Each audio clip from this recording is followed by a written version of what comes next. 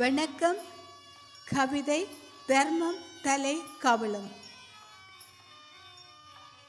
நாம் செய்யும் தான தர்மம் தக்க சமயத்தில் தலை காக்கும். உன்னிடம் மிஞ்சி இருப்பதை கொடுப்பது தர்மம். உனக்கென வைத்திருப்பதை கொடுப்பது தயாளம். உன்னை உருக்கி பிறருக்கு செய்வது தியாகம். நீ செய்யும் தான தர்மம் நிலைத்திட பாத்திரமறிந்து தோத்திரமறிந்து தர்மம் செய்திடு.